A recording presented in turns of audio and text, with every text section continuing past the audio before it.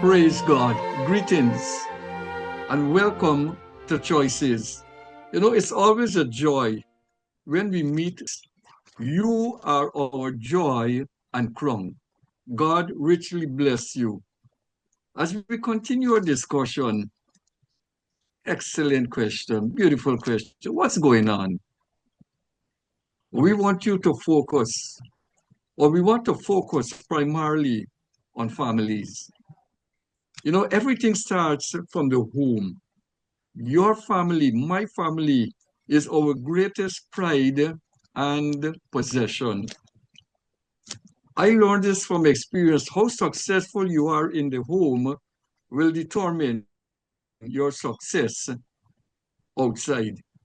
We want to challenge parents, guardians, caregivers to spend quality time with your loved ones. Don't leave nurturing to the teachers. They are your children, my children. And we have to give an account to God for them. So don't let's shirk our responsibilities. Let's do what we have to do. And God would bless us. Thank God you're with us. God bless you and God continue to bless beautiful Guyana. We want to continue the discussion on the topic we started some weeks ago, what's going on. And it was Dr. Mike Murdoch who said, what you do daily is what you become permanently. Let that soak in for a little while. What you do daily is what you'll become permanently. So, if your desire is to teach and you make teaching a daily activity, you'll become a master teacher. If your desire is to be a sportsman and you spend a lot of time practicing whatever sport you're involved in, whether it is cricket, football, whatever, you'll become a master player. If your desire is to engage in academics, is to study, you'll become the best. The crux of the matter is whatever you do on a daily basis, you become the best on a permanent basis. And some people might say, suppose I'm a criminal. Well, that kind of behavior has consequences, far-reaching consequences. You're talking about prison, you run the risk of being killed, and so on. And so when we look into our society, and basically societies around the world, we see lots of behaviors that are not becoming, hence what's going on. And so we want to start from the foundation, the family. It is important that the family spend time teaching.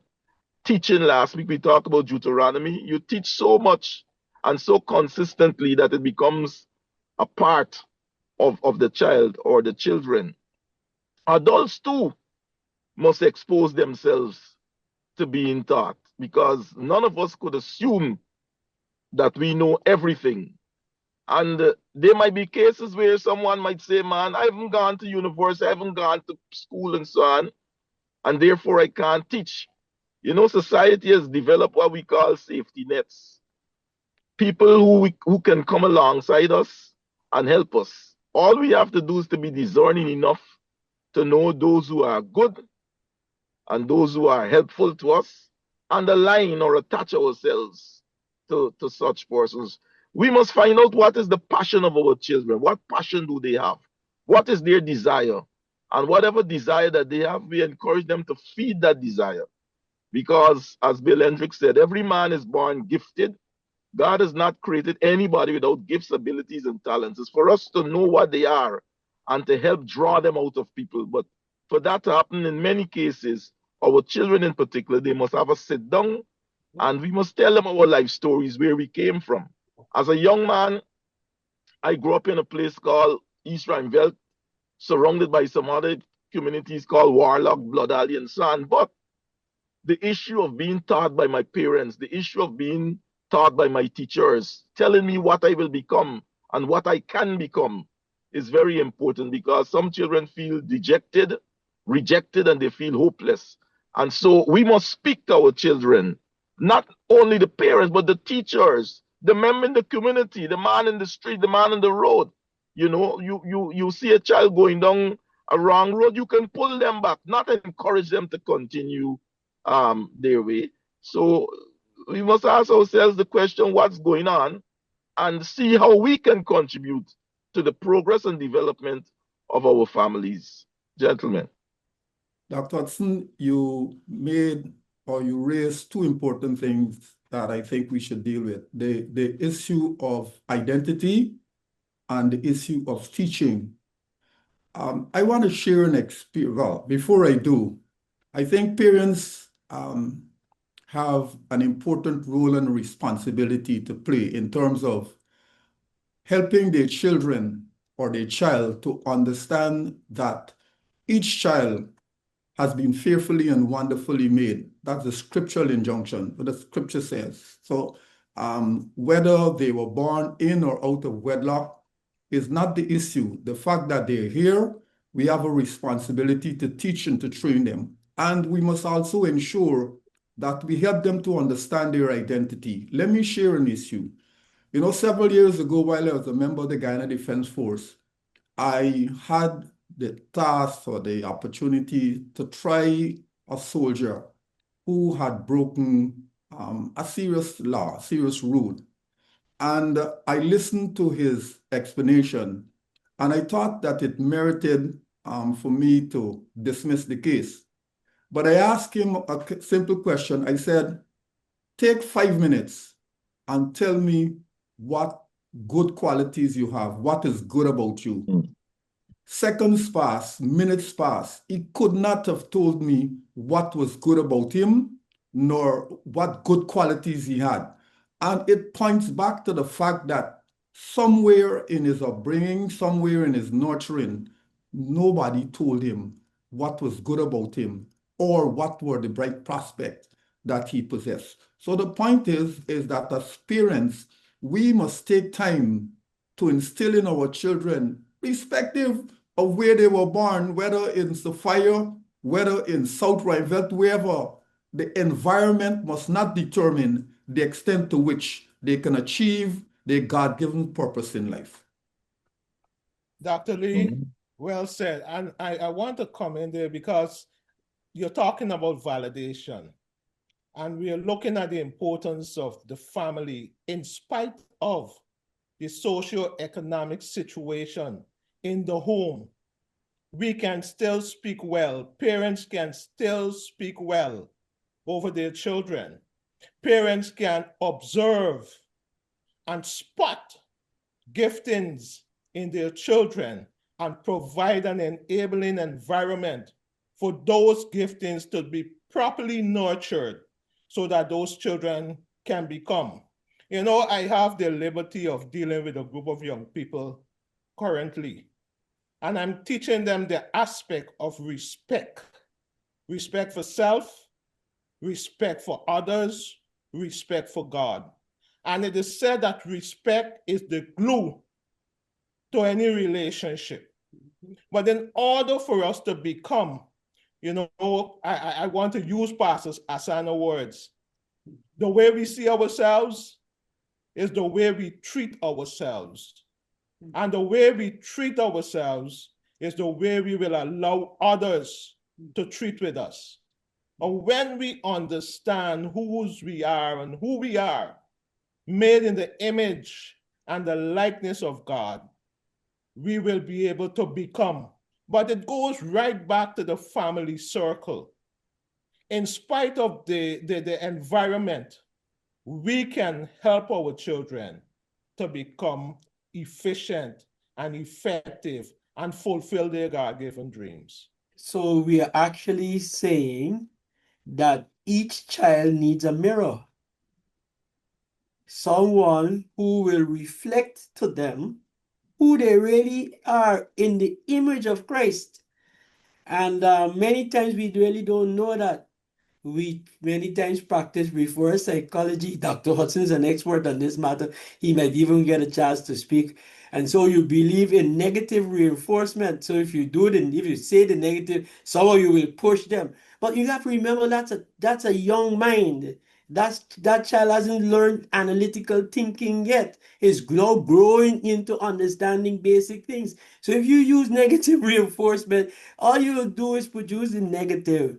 I could remember throughout my life, even at the days in college, of different people who identified different giftings in your life and say to you, you're good here, you're good in this, you're good in that, you're good at this level, you're good at doing that. Stay with it, keep working on this one, you're gonna master it. And that alone became a significant motivation for me.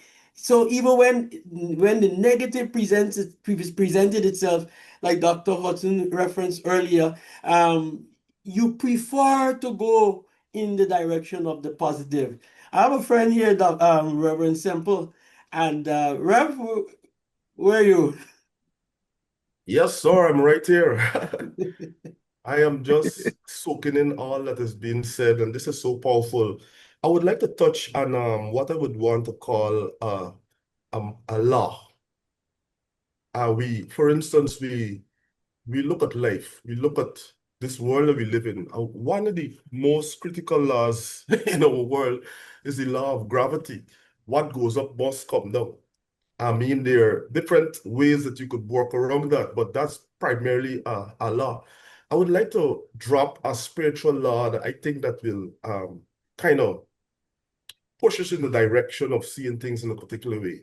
What about the law of sowing and reaping? That is a law that I believe, a spiritual law, that I believe is very critical even as we continue to massage the whole notion of what's going on. Here, Galatians chapter 6, reading from verse 7, it says, "Be not deceived, God is not mocked.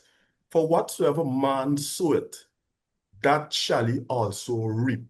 So even as we continue to think about what's happening around us, could it really be a manifestation of seeds that were sown?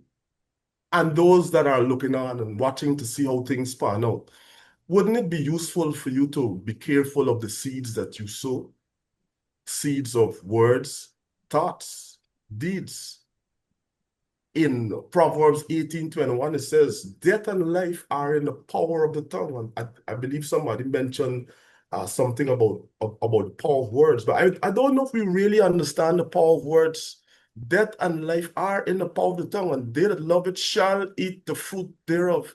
So we got to be mindful on so many levels as we continue to massage this. What are we sowing? What are we speaking? What are we thinking? What are we engaging in that will have um, both negative and positive outcomes? I believe if we watch the outcome and we desire to have positive outcomes, we need to sow positive seeds for that to happen. Beautiful, beautiful, Reverend Sample. You know, it is true at the individual level. It is true at the level of the family. You know, what we sow, we will definitely reap. And we are encouraging all of us to really re-examine the family. You know, over the past few weeks, the core of our discussion has been tracing us right back to the family. As we discuss what is going on in society, it is showing us over and over again that indeed the family is the bedrock of society. Every person who operate in institutions in society come from a family. And so we cannot gloss over the family, the bedrock, because it is a crucible where learning takes place, where teaching takes place, where empowerment, where correction, and all of that takes place. And so we are encouraged to re-examine how we raise our children. You know, there are several worldviews about that, and some of which we subscribe to. But we also want to interject the biblical worldview, which we've been talking about. in Proverbs 22:6, in Deuteronomy 6, there are so many scriptures that are so clear as we speak to our children, as we model, not only speak, but modeled behaviors. Children will observe, they will see, they will be inspired, and they will learn. This is the clarion call today. Let us re-examine our families. Focus on our families. Whoever you are, you may live in a big house or a small house. You may live on a dam. You may live in a city. You may live in the countryside, wherever you are.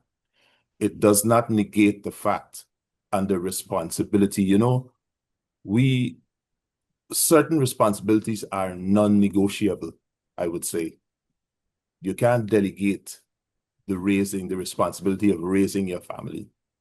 You have to find a way to ensure that you do what you're called to do, what God has blessed us to do. He has blessed us with families, and we have a duty and a responsibility to take care of them.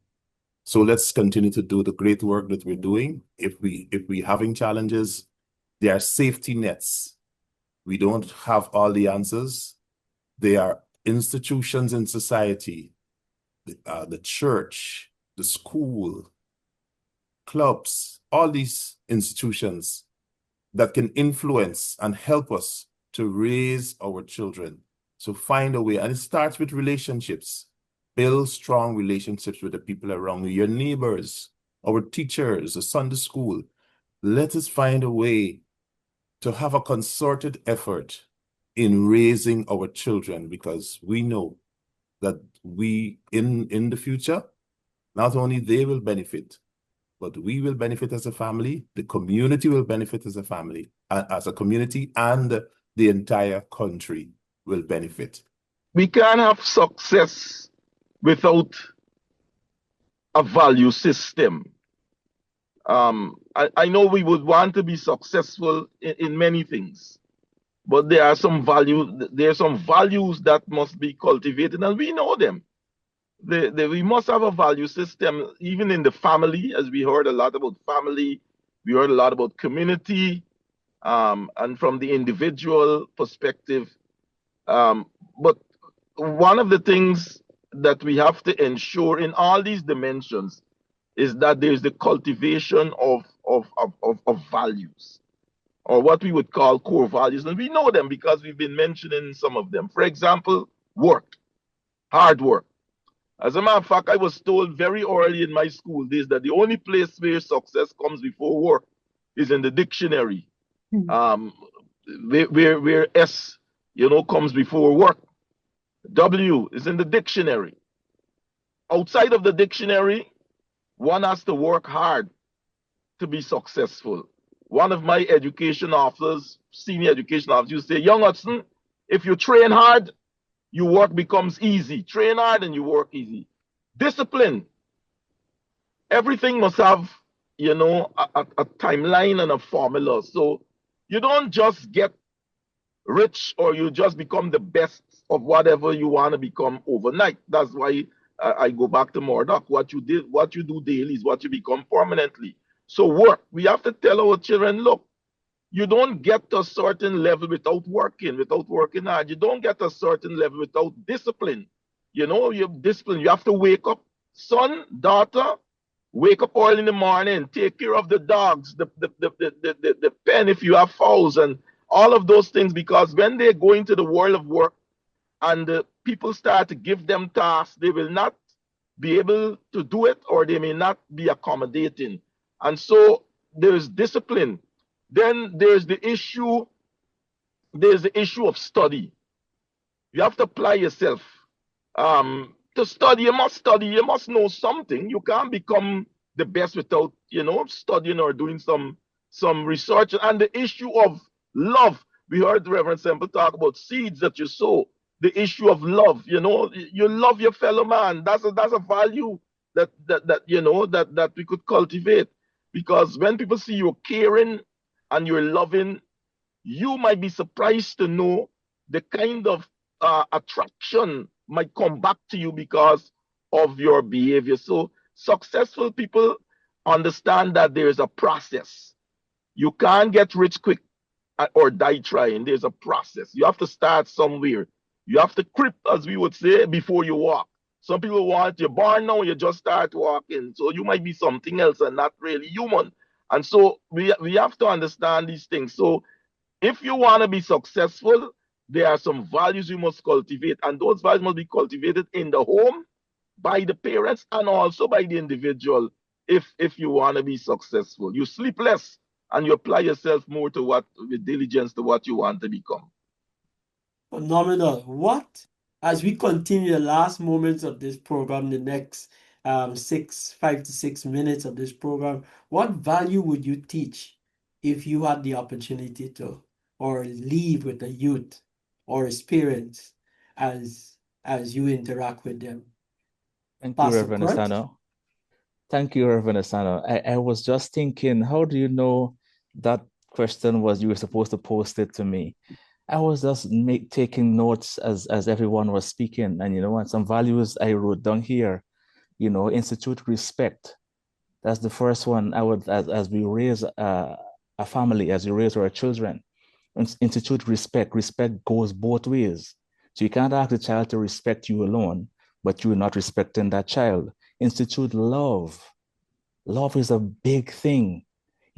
Sometimes we think men or boys do not need love. We think they're too softy, as we say in our colloquial term. But everyone needs love. Give them a hug. Validate them. Tell them they're doing good. When they do something wrong, what else? Forgiveness in scriptural language, the biblical language, we call it grace.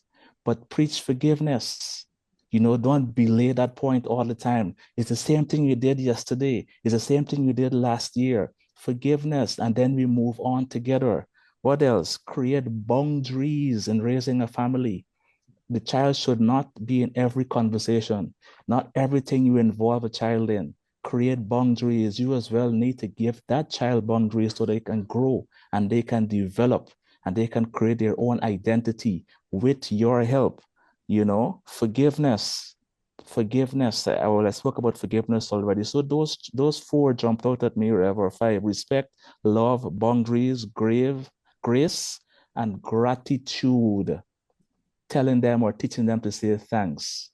I was looking online at our church program once, and Bishop gave a child something, two children actually, and I heard them clearly on the television where I'm at over here in Europe. Say thanks, say thanks. And I was like, wow, they collected it, but they didn't say thanks. It's important. These are values that we should teach our children. When we do this, especially respect, that's why I led with respect. When we teach them respect, what do you think they will go out in society and do? They won't go and pick up somebody's stuff or take somebody's things that does not belong to them. When an elderly person correct them and say, young man, young woman, why don't you find your way home? They will find their way home rather than rebutting or pulling out a knife from their bag and ask, who are you talking to? Teach them respect and love them, and you will see the difference. You will see the difference. What about the whole notion of endurance and perseverance? I remember in my formative years trying to learn music, a music teacher told me, you can't play, you would not be able to play, you would not be able to go anywhere with this talent that you have. I mean, you talk about negative reinforcement. I don't think she had anything. She was trying to motivate me to play, Rev. Fast forward 3 years down the road, we all met at this big event, and guess who was the musician? And guess who was the music teacher around? Same person came to me 3 years after, shook my hand. Young man, you did an excellent job. But man, my mouth itching to tell this teacher, is the same person? You sure is the same person you're talking to? So the whole concept of endurance, sometimes you're going to hear things that will not go down too nice with you. People are going to say things. What will you do? They have to have the capacity. Some people might do things to you, but you have to have that resolve deep down in your heart that this is who I am, this is what I've been called to do, and I'm pressing on in spite of mistakes and in spite of challenges. It wasn't all well and good for me all the way, still learning up to now. But man, at least I'm far away from where I started. Praise God. We must be observant, we must be discerning, we must be watchful. And a word that I use quite often in the family circle is quarantine. And also I use the word of insulate. We must insulate our children from bad influence. And that is mean that we have to be on the watch. And so there are influences in society that can challenge what we teach our children and what we want them to become. And so we have to be watchful and quarantine, move our children away, ensure they don't immerse themselves or they don't become part of the environment. The other thing I'd like to teach the children, or I'd like to encourage parents to teach the children, the whole issue of deferred gratification, patience. Children must wait. Sometimes they ask for this, and because we have the wherewithal, we give them. But we must teach them the importance of patience. There's a research that was done, it's called, I think, the marshmallow research, where a teacher left some marshmallow in a bottle and gave the children, I think it was a mathematics assignment. And he said those who completed it will be given marshmallow. He left the room, and some of the children took the marshmallow before they completed the assignment. You know what happened years after when they looked at those children, those who went into the jar and took the marshmallow before they had completed the assignment were those who became criminals, those who became miscreants, and those who were not assets to society. But those who waited were the ones who became assets to society. Wow. Wow. What a program. We want to say thank you. I'm happy that while all of us have raised men, influenced boys, I was happy to hear Pastor Kurt, Dr. Lee, Dr. Marcel on their personal involvement in their homes as they influence men, young men in their lives. It is not hopeless, is the point. Kurt, you said in our last episode, if you know you don't know, then put yourself in a place you could know. I think that's what this program is doing, helping us to find a place where we can know. That's why we talk about the whole issue of learning and studying. And so as we leave this program, may God richly bless you. Let us take the little we have learned and apply it one bit at a time, one step at a time. All is not lost. We can surely make a change. Transformation is just around the corner. As a matter of fact, it is here. On behalf of Bishop Messiah and the entire First Assembly family, we want to say thank you for joining us, and may God richly bless you. We will see you next time, the Lord willing. Bye-bye now. We thank you for joining us on Choices today. Remember, you can join us at First Assembly, LNP Durban Street, Workmanville, Georgetown, Guyana, for any of our special services. I'm Celacia on behalf of the set, reminding you that your whole life is the sum of your choices. God bless you.